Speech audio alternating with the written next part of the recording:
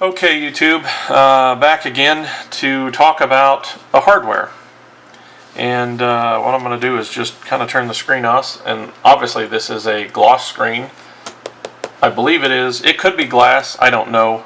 I didn't really research enough to know it was a glass or a plastic composite or whatever it is. It could be like Gorilla Glass or something.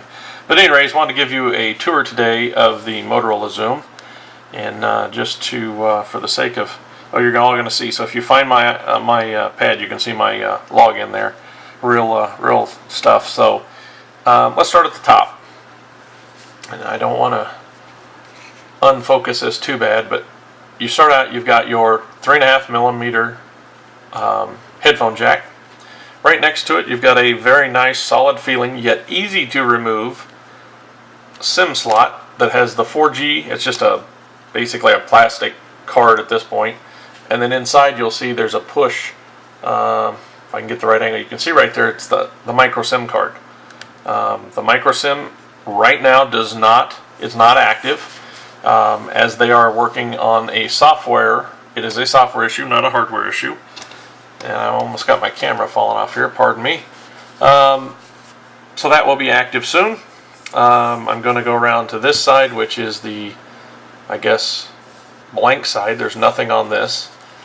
On the bottom here, we're going to hold this up. You have three, let me zoom in here. You got three different ports. Hopefully I don't mess this up. This is a micro USB. This is a micro HDMI. The little hole here is your charging port. For the actual electrical outlet has a deal, and then this is the contacts, two gold contacts when you set it in the dock.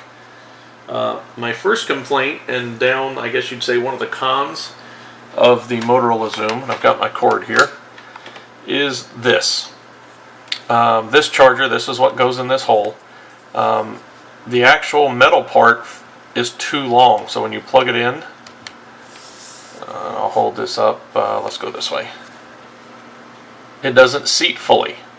That annoys the hell out of me, and quite frankly, I'm afraid that is just a wear point, a point of, what do I want to say, kind of a, first breaking point. So not super impressed with that. Wish Motorola would address that.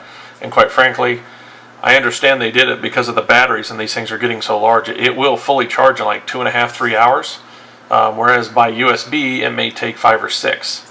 So that's one thing that they chose to do. Now if we go around to the other side here, really it's blank, and I apologize, I'm trying to get, there we go. It is blank except for the two volume rocker here.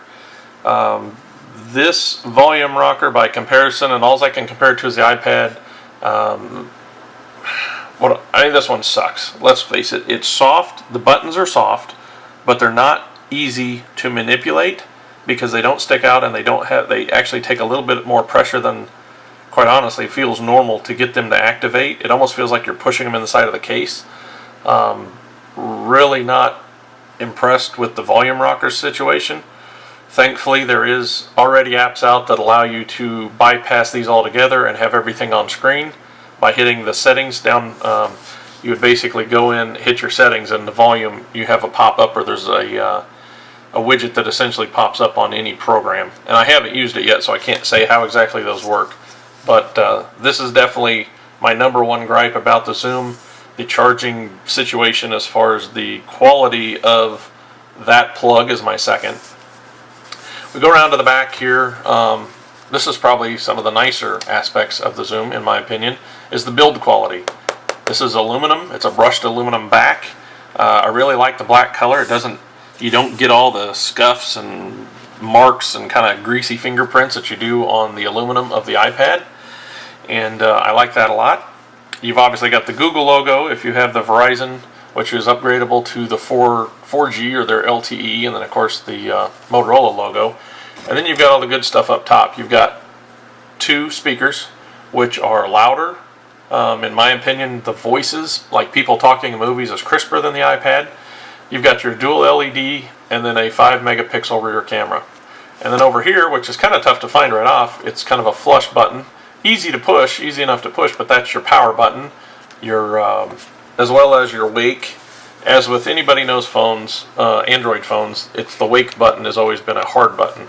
So if I want to sleep it or bring it back, that's what you got to do. So again, oh, did that wrong. There we go. That is the hardware. You can obviously go in, and I've got System Monitor running on this because I'm just, for now, activating and want to see what's going on with battery life.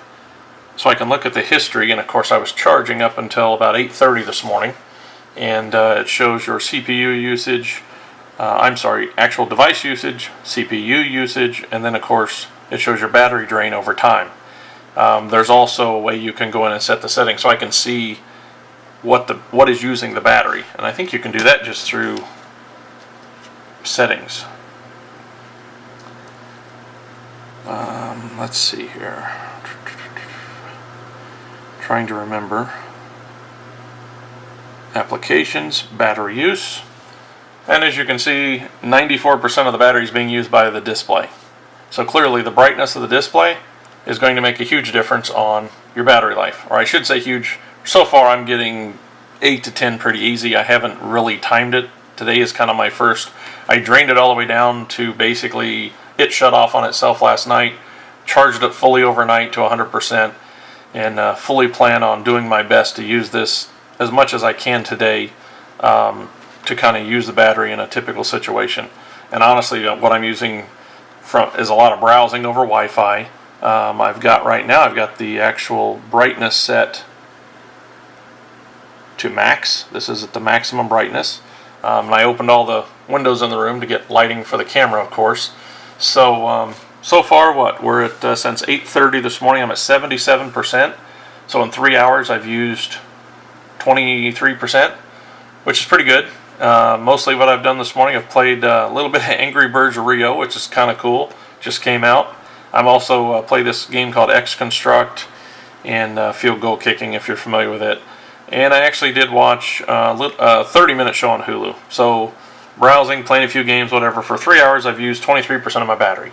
Now here for the my last video review on some of the software and things I liked, it was sitting a bit more, and here in this review it's not active as much, but using it quite a bit. Obviously there's the Godfather's Pizza tab that I loaded earlier, and here's Engadget from earlier. Guess what? No checkerboard, just not reloading.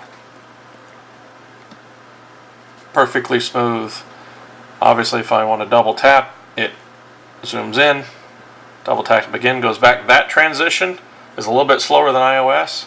This, however, is not. This is super fast. Doesn't always translate well through video, but I can promise you the pinch to zoom is awesome. Just as the iPad 2 is awesome. To me, that's a tie. That manipulation, both of them are equally awesome. I love the way that happens. The double clicking, I don't necessarily use a lot, as I normally tend to custom bring the browser to the aspect ratio I want. But the fact that I can go to any site and have it loaded on a tab like my desktop, add with contextual menu as I'm holding it as many tabs as I want, and turn around and say Best Buy. And the fact that I don't have to type and I can simply one touch a button and I've got any site as I would on a desktop. They've obviously got a huge flash ad on top of their page. I disabled it, therefore I don't have to look at it. And Xoom came out today obviously at $5.99 for the Wi-Fi version. So you can obviously go out and pick yourself up a Xoom if you want to check out something different. There's lots of options as far as programs and customizing. You can basically do anything you want to do with Android as far as customizing your desktop, having live background. Here I'll show just on a blank screen just how crazy your wallpaper can get. I do this one when I'm going over my niece and nephews.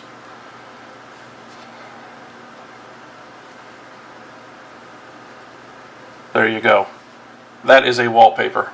It's not a screensaver, that's a wallpaper.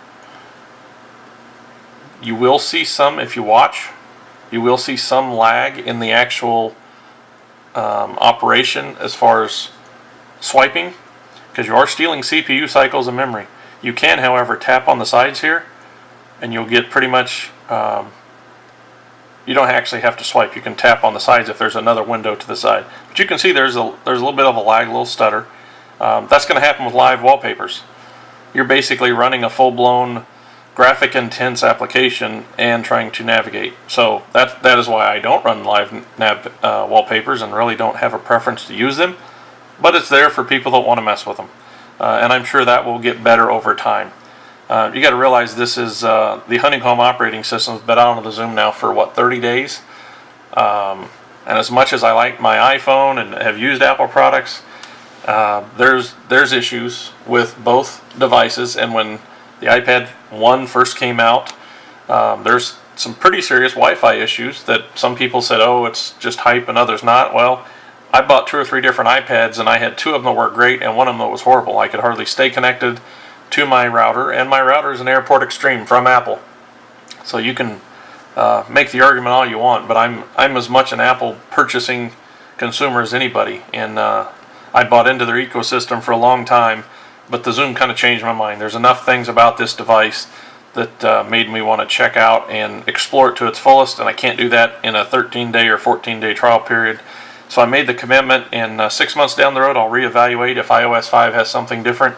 But right now this is a very solid piece of hardware. It's well built, and you should give it a fair shake. That's all I can say. Thanks for watching. Leave your comments and remarks. I will answer any questions or go over anything on the Xoom you like.